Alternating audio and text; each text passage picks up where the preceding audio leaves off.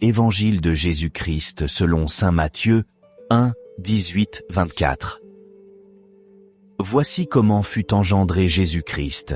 Marie, sa mère, avait été accordée en mariage à Joseph. Avant qu'ils aient habité ensemble, elle fut enceinte par l'action de l'Esprit Saint. Joseph, son époux, qui était un homme juste et ne voulait pas la dénoncer publiquement, décida de la renvoyer en secret. Comme il avait formé ce projet, voici que l'ange du Seigneur lui apparut en songe et lui dit : « Joseph, fils de David, ne crains pas de prendre chez toi Marie, ton épouse, puisque l'enfant qui est engendré en elle vient de l'Esprit Saint. Elle enfantera un fils, et tu lui donneras le nom de Jésus, c'est-à-dire le Seigneur sauve, car c'est lui qui sauvera son peuple de ses péchés. Tout cela est arrivé pour que soit accomplie la parole du Seigneur prononcée par le prophète. Voici que la Vierge concevra, et elle enfantera un fils. On lui donnera le nom d'Emmanuel, qui se traduit « Dieu avec nous ». Quand Joseph se réveilla, il fit ce que l'ange du Seigneur lui avait prescrit. Il prit chez lui son épouse. Acclamons la parole de Dieu.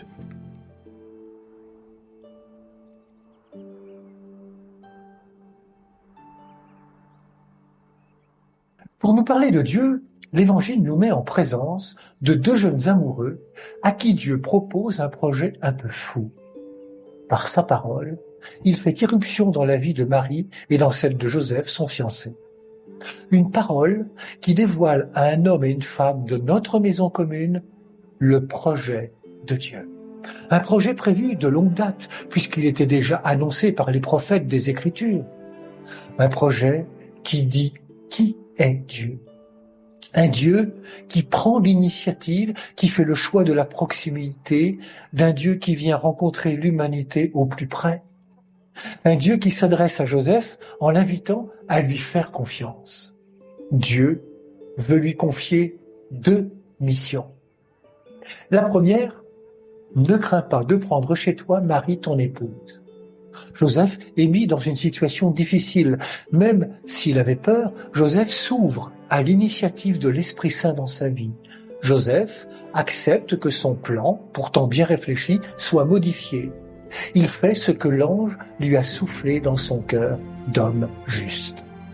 Il prend chez lui Marie, son épouse. Aujourd'hui encore, ne sommes-nous pas invités à mettre nos situations difficiles dans les mains du Seigneur avec confiance? En acceptant d'adopter légalement cet enfant à qui Marie, sa fiancée, va donner naissance, Joseph, fils de David, permet à l'Emmanuel de s'inscrire dans l'histoire du peuple de Dieu, l'histoire d'Abraham, d'Isaac et de Jacob.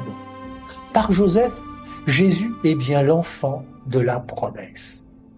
La force de Joseph a été d'accueillir l'initiative de Dieu. Sommes-nous capables, aujourd'hui, d'accueillir l'initiative de Dieu et son projet? Devant les situations qui nous paraissent inextricables, complexes, sommes-nous capables, comme Joseph, de nous laisser instruire par Dieu? Après avoir demandé à Joseph d'accueillir Marie, Dieu lui confie une deuxième mission, celle de donner un nom à l'enfant. Tu lui donneras le nom de Jésus, le Seigneur sauve. Il sera aussi l'Emmanuel, Dieu avec nous. En lui confiant cette mission, Dieu ne le détourne pas de son rôle de parent, qui est de donner un nom aux enfants. Nommer, donner un nom, c'est faire exister. En acceptant de donner son nom à l'enfant de Marie, Joseph collabore au projet de Dieu. Dieu lui-même nous appelle par notre nom. L'ange dit à Joseph, « Joseph, fils de David ». Il dira à Marie, « Sois sans crainte, Marie, car tu as trouvé grâce auprès de Dieu ». Si Dieu a un nom, c'est pour qu'on puisse sans crainte s'adresser à lui. C'est parce qu'il accepte d'entrer en dialogue avec chacune et chacun d'entre nous. Cette proximité permet la confiance, et cette confiance permet que nous entrions avec Dieu en conversation. En étant appelés par leur nom, Joseph et Marie ont découvert leur vocation, leur mission de permettre à Dieu de s'approcher, mieux encore, de s'incarner, de prendre chair de notre chair.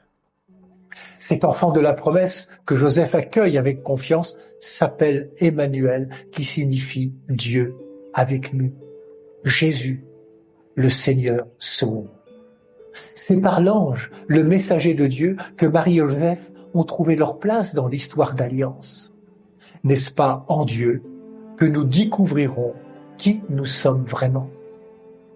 Quand on est nommé au baptême, ce n'est pas pour recevoir une identité fixée une fois pour toutes, mais pour être invité à entrer en conversation avec Dieu et avec tous ses amis. Un dialogue dans lequel, en fin de compte, sera dévoilé qui on est appelé à être. Ainsi, dans la confiance, nous découvrons qu'en Dieu, nous avons un avenir et que c'est en alliance avec lui que nous nous épanouirons le mieux. Alors, mettons en lui notre confiance.